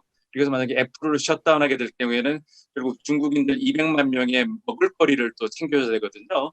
이렇기 때문에 현 상황에서는 이제 미중 간에 어떤 이게 화가 많이 났지만은 감정적으로 이렇게 트럼프처럼 이렇게 감정적으로 대하는 그런 부분도 있고 그러면서 좀 이성적으로 굉장히 좀 심각하게 냉철하게 좀 주판화를 서로 튕기면서 내가 화가 났지만은 내가 이런 수를 쓸 때에 누가 더 손실을 많이 볼 것인가 이제 이런 것에 대해서도 많이 서로 이제 할 거예요. 하지만 제가 볼 때는 전반적으로 바이든이 지금 현재 보면은 이제 이렇게 보죠. 우리가 이제 한국 사람인데 경제 규모에 있어 가지고 한국이 일본의 3분의 1이고 일본은 경제 규모에서 지금 중국의 3분의 1이에요. 예. 그런데 이 차이가 중국이 일본 경제를 추월한 게 2010년이었습니다. 10년 만에 중국 경제가 일본 경제 규모의 3배가 된 거예요. 그래서 아까 왜 자꾸 이제 미국이 중국을 견제하려고 하는 것에는 우리가 말을 안 한 것이 있는데 이러한 AI라든지 빅데이터라든지 이런 텍 컴퍼니들이 자라가는 이제 중국 경제 성장과 연동돼 가지고 치고 올라오는 속도가 너무나도 놀랍거든요. 그래서 이게 추월당하고 틱톡 같은 경우는 아까 이제 말씀 많이 하셨지만은 틱톡에 들어가는 알고리즘이 페이스북도 위협을 느낄 정도로 굉장히 깔끔하고 그러니까 미국 사람 표현대로 굉장히 뷰티풀 알고리즘이 들어가 있다. 그래서 왜 페이스북이 지금 안 갖고 있는 그런 알고리즘을 구현하고 있고 그렇기 때문에 결국 이런 것들은 한면에서 보면은 인공지능, 뭐 AI가 결합해 결국 이제 군사 기술로 연동이 될 수가 있습니다. 그런데 결국 이제 미국과 중국의 친냉전이라고 하는 것이 결국 냉전 시대 때도 결국 이게 과학기술 경쟁으로 시작돼. 그래서 소련이 이제 스푸트니크라고 그래가지고 인공위성을 우주로 처음 발사시킨 게 소련이라 가지고 이제 그때 존 F 케네디 대통령이 깜짝 놀라버렸죠. 그래가지고 내가 10년 앞으로 10년 내에 내가 사람을 문에다가 달에다가 착륙시키겠다 그래가지고 결국은 냉전 갈등도 우리가 서로 총칼을 들고 싸우는 것보다는 이런 기술 경쟁으로 계속 나가면서 무기가 개발되고 인공위성은 상대방을 감시하는 인공위성 기능이라든지 정확하게 물체를 명확하게 폭파하는 기술 이런 첨단 기술들이 군사 기술로 연동되는 것이 많거든요. 그래서 제가 볼 때는 이제 중국이 현재로서는 중국의 속내는 이런 것 같아요. 중국도 약간 이제 실수를 인정하는 부분인데 미국을 초월하겠다라는 그런 야심은 항상 있었어요. 그런데 이 시진핑이라는 인물이 조금 야심이 조금 너무 성급한 그런 과한 면이 있어가지고 미국 사람들 표현대로 약간 발톱을 조금 일찍 드러냈다 그런 면이 있어가지고 지금 현재로서는 이제 중국이 무역 전쟁이라든지 이런 면에서 약간 미국한테 밀리는 면이 있지 않습니까? 그렇기 때문에 현 상황에서는 전술적으로 중국 측은 미국하고 조금 긴장을 톤 다운 시키는 것이 중국의 힘을 기르는 시간을 벌려고 하는 것이 이제 중국의 전술적인 면이고 그것이 전략, 즉 미국을 초월하겠다는 그런 중국의 전략이 바뀐 것은 아니고 지금 조금 시간이 필요하니까 전술적으로 일부 후퇴하고 좀 뜨거운 열기를 좀 줄이는 것이 필요하겠다라는 것이 지금의 좀 전술이기 때문에 얘기가 좀 길어졌는데 바이든이 될 경우에 이제 중국이 보복을 하거나 그렇다기보다는 오히려 제가 중국 사람들이라면 오히려 바이든을 구워 삶으려고 굉장히 어떤 처음에 참 오펜시브를 함으로써 우리는 미국의 적이 아니고 우리는 미국의 라이벌이 아니라 미국과 중국은 서로 협력할 공간이 이렇게 많다라고 오히려 반대로 나갈 수도 있을 것 같아요. 오히려 거기에 이제 걸려들게 되면 그것은 이제 미국의 또 실수가 될 수도 있겠죠. 네, 감사합니다. 다음 질문 드리도록 하겠습니다. 틱톡이 선호하는 매각 방향, 시나리오는 무엇일까요? 일부 또는 전부 매각한다면 어느 기업에 바이든스 입장에서는 중국 본토의 부정적인 여론도 부담스러울 것 같습니다. 만약 미국 기업의 틱톡 인수가 무산된다면 한국 시장에는 또 어떤 영향을 끼칠지요? 틱톡이 여전히 잘 나갈지요? 하고 질문 주셨습니다. 네, 아주 복잡한 질문인데요. 네, 어느 분이 답변해 주실까요? 매각 시나리오의 방향. 매각 시나리오의 방향, 매각 시나리오 네. 방향까지는 사실 이건 다 저희가 네. 예측할 수 없는 부분이니까 그래도 이제 생태계 내에서 조금 많이 좀 바라보고 있는 입장은 아무래도 틱톡에서 또 이렇게 전 유저들 대상으로 이렇게 매각 전에 이제 매각 시나리오에 앞서서 이런 보호 동의도 다 받았었고 그래서 아마 매각을 하는 방향으로 가지 않을까 다들 좀 이렇게 생각을 하고 있어요. 근데 아무래도 트럼프 대통령이 행정명령을 한 만큼 만약에 거기서 미국 회사에 인수하지 않을 경우 9월 15일까지 그러면 이제 그 미국에서 퇴출되는 건데 아마 그래서 어떻게든 아마 이거를 잘 이 위기를 넘기려고 좀 할 것 같고요. 만약에 그게 미국에서 퇴출이 되게 되면 그때부터는 정말 다들 조금 많이 심각해지는 상황이 올 것 같긴 해요. 왜냐면은 미국 크리에이터들도 굉장히 많고 이게 아무래도 글로벌한 서비스다 보니까 그런데 또 한편에서는 한국 이용자들은 이런 것도 다 대비를 하고 있더라고요. 플랜 B로. 그러면 어떻게 보면 컨텐츠 크리에이팅을 하는 여러 국가들 가운데 미국이 빠지는 거잖아요. 그러면 지금은 한국에 아직 이용자가 많지 않아서 한국이 글로벌로 이렇게 퍼져나가기에 한국이란 국가가 크리에이터들이 어떤 아직까지는 좀 니치한 영역이었는데 미국이 이제 안 막히면 오히려 남아있는 국가들의 크리에이터들에게 좀 힘을 주지 않을까 또 그런 방향도 생각을 하고 있더라고요. 오히려 한국 크리에이터들에게는 기회가 될 수 있지 않을까. 특히 이제 바이링구얼이 되는 크리에이터들 그러면 이제 이게 동남아 시장이나 그쪽가 될 수 있으니까 아직까지는 우리가 좀 사람이 적어서 아직까지는 크게 주목을 받지 못하고 있지만 틱톡에서 한국이란 국가가 좀 한국에는 기회가 될 수도 있겠다. 그런 입장도 있습니다. 네, 저희가 생각지 못했던 아주 신선한 네, 네. 틱토커들이 생각하는 재밌죠? 경쟁자를 제거하는 그런 효과도 있네요. 혹시 네, 손재건 저도 대표님, 네, 네. 네, 리서치하면서 크리에이터들 이제 이번 자담회 관련해서 리서치하면서 이런 의견들이 있어가지고 이제 다 다양하게 또 위기를 기회로 보는 크리에이터도 있구나 봤습니다. 네, 틱톡을 금지한다고 해서 이게 그 행정명령으로 금지한다고 해서 이 분리하기가 사실 쉽지가 않아요. 왜냐면 뭐 어떤 데이터는 그러면 빼고 어떤 데이터를 그러면 할 건지 그러면 왜냐면 그 뭐 인공지능이나 뭐 클라우드가 다 하나잖아요. 근데 이거 어떻게 분류하지? 이게 지금 굉장히 골치 아픈 상황이에요. 그리고 이용자는 뭐 물론 이렇게 하겠지만 사실 어떻게 보면은 미국 내 법적으로 앱을 금지하거나 아니면 앱 업데이트를 막을 수는 있어요. 지금 그 애플이 그 포트나이트 빼면서 포트나이트 빼버리면서 지금 현재 다운로드 받아놓은 틱톡을 없앨 수는 없는 거예요.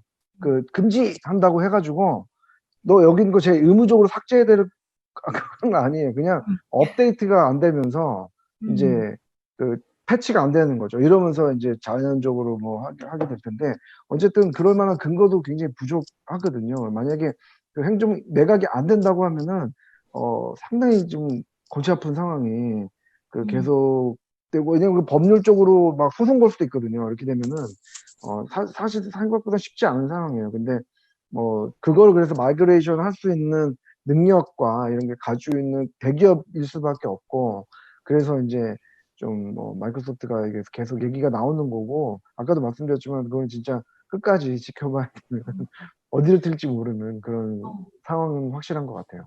맞아요. 그리고 또 크리에이터들 입장에서도 이게 미국 크리에이터들이 계정 삭제가 되면은 안 되니까 이거를 어떻게 하면은 미국에 그게 있어도 틱톡 이용할 수 있는지 어떤 그 다른 사이드 방법들을 계속 서로 공유하고 있어요. 예를 들면 뭐 앱스토어에서 아니면 뭐 애플에서 국가 설정을 캐나다로 바꾸면 된다. 이런 식으로 어떻게 보면 조그만 그 빠져나가는 구멍들로 서로 또 공유를 정보 공유를 하고 있어요. 뭐 VPN을 어떻게 하면 된다.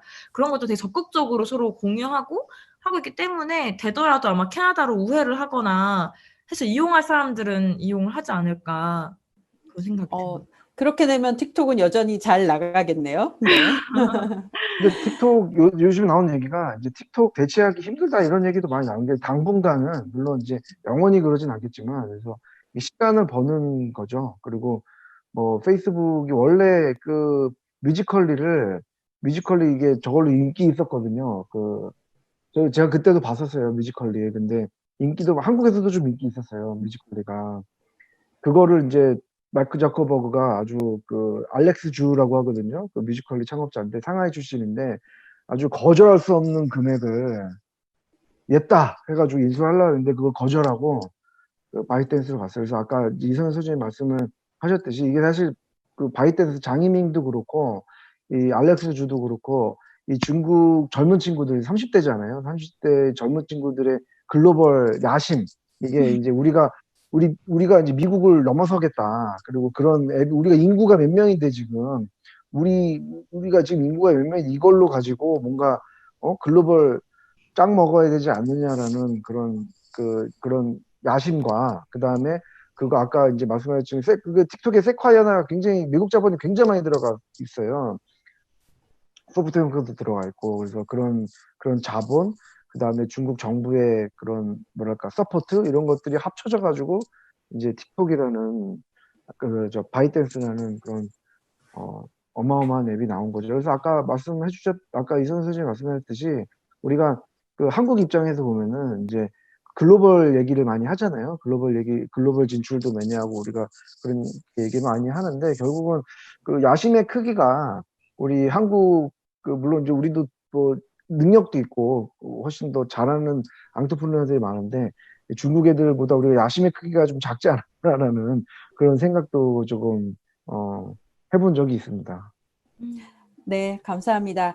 지금도 여전히 설문조사 진행 중인데요. 여러분 마지막 설문조사 참여해 주시면 감사하겠습니다. 저희가 1시간 30분 동안 되게 웹에서는 이렇게 웨비나로 긴 시간인데요. 긴 시간 동안 여러분과 함께 했습니다. 지금까지 첫 번째 더 밀크 테이블로 틱톡 전쟁과 미중 관계 그리고 인터넷의 미래에 대해 전문가들을 모시고 토론을 해봤습니다. 기술과 인터넷 그리고 소셜 네트워크가 정치적 이해관계 속에서 급변하고 있습니다. 여기에서 한국 비즈니스가 나아가야 될 길들을 모색해 봤는데요. 오늘 더 밀크 테이블은 여기까지입니다. 다음번에 또 다른 주제로 여러분들과 소통하겠습니다. 많은 참여 부탁드립니다. 시청해 주셔서 고맙습니다. 마지막으로 여러분이 설문하신 결과를 보도록 하겠습니다. 설문 올려주시죠. 네. 이번 틱톡 사태의 책임은 누구에게 있다고 생각하시나요? 중국 잘못이다가 야. 50%네요. 네. 두 번째 질문 볼까요? 한국은 어떤 태도를 취하는 게 좋을까요?는 중국과 관계를 고려해 전략성, 모호성을 유지한다. 약간 박쥐 같은 전략이긴 하지만 네, 저희에게 저런 의견 주셨고요. 현재 틱톡 인수 경쟁이 치열합니다. 최종적으로 누가 틱톡을 인수하게 될까요? 네, 마이크로소프트를 지지하는 분들이 79%나 됩니다. 오늘 이렇게 여러분들 의견 주셔서 감사하고요. 잠시만요. 네 번째 질문이 있었나요? 네 번째 설문까지 앞으로 틱톡의 지위는 어떻게 변할 것으로 예상하시나요? 라는 질문에는 미국의 제재에도 글로벌 소셜미디어로 계속 성장해 페이스북, 인스타그램을 위협할 것이다 라는 것이 58% 답변해 주셨습니다. 여러분의 의견도 이렇게 공유해 주셔서 감사합니다. 많은 참여 그리고 시청에 감사드립니다. 더 밀크 테이블 다음에 또 다른 주제로 여러분들을 찾아뵙겠습니다. 여러분 감사합니다. 감사합니다. 감사합니다.